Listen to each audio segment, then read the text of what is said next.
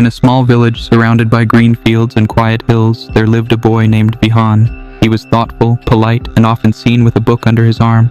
But beneath his calm surface was a mind that never stopped racing. Every mistake haunted him. Every comment felt like judgment. Every small failure echoed in his head for days. Vihan wasn't loud about his struggles. He smiled when expected, nodded when spoken to, and went about his day like everyone else. But inside, negative thoughts gripped him tightly. You're not good enough. They're pretending to like you. You'll mess this up too. It wasn't just once in a while, it was constant, like background noise he couldn't turn off. One day, after a particularly rough week, Vihan went to visit the old monk who lived by the temple on the hill. The monk was known for his silence, but also for his wisdom.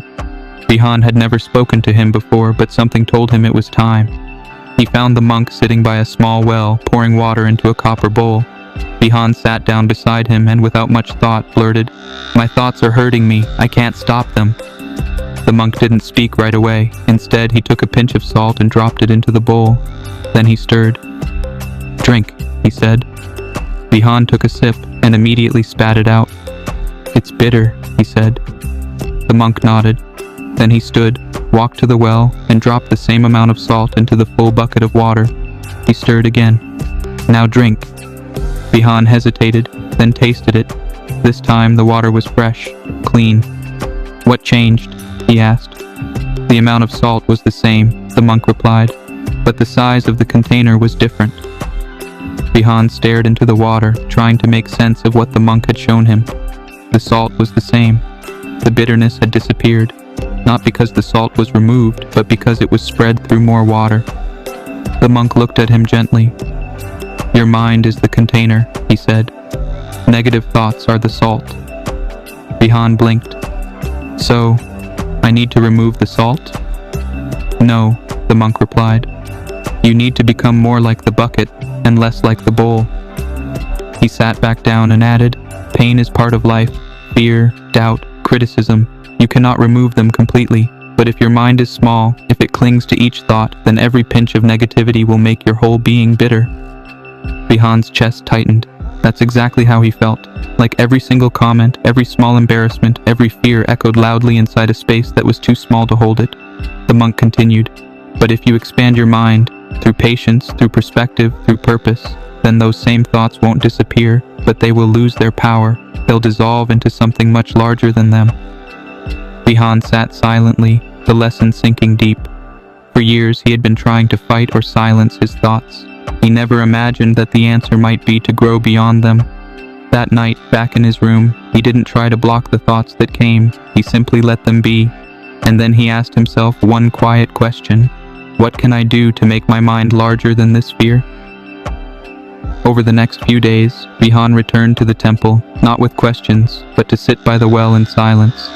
He would watch the ripples on the water, breathe slowly, and let his mind expand, just a little more each time. He didn't try to chase his negative thoughts away. Instead, he began to surround them with new things. He read stories of resilience, wrote down small wins, helped his neighbor carry buckets of water without being asked. Each act, each moment, added more water to his mental container. At school, when he forgot a line during a presentation, the old voice whispered, "You failed." But this time it echoed in a bigger space. A quieter voice answered, "You tried." And that voice, though soft, was the one he chose to believe. He understood now. Mastering negative thoughts wasn't about being stronger than them. It was about creating something within that was wider, deeper, calmer than the noise they made. And maybe you've been holding on to bitterness too. Maybe your mind has felt like a small bowl, every worry overwhelming, every failure magnified. But what if you could become the bucket? What if one story, one breath, one shift in perspective could give your mind more room to breathe? That's what this channel is here for, not to erase your pain, but to help you hold it differently. If Vihan's story touched something in you, take a quiet moment and subscribe, not out of pressure, but as a promise to yourself. A promise to grow bigger than your fears. Arav continued his practice, every day adding more water to his mind, allowing the negative thoughts to exist but no longer letting them control him. It wasn't easy, but he kept going. Little by little, he noticed something incredible. The intensity of the negative thoughts started to fade. They still appeared like clouds across a clear sky, but they didn't stick around as long. They didn't shake him the way they used to. One afternoon, he sat in his favorite spot by the well, reflecting on how far he had come. His thoughts weren't as loud, not as overwhelming. He realized that expanding his mind wasn't just about learning to manage his fears, but about creating new, positive patterns that could replace the old negative ones. It wasn't about fighting the storm, it was about making space for the storm to pass. Then one evening, as he walked home from the temple, he saw an old woman struggling to carry heavy baskets of grain. Without thinking, he walked over and offered to help. They walked together in silence for a while, but then she spoke up. "You seem more at peace these days," she said.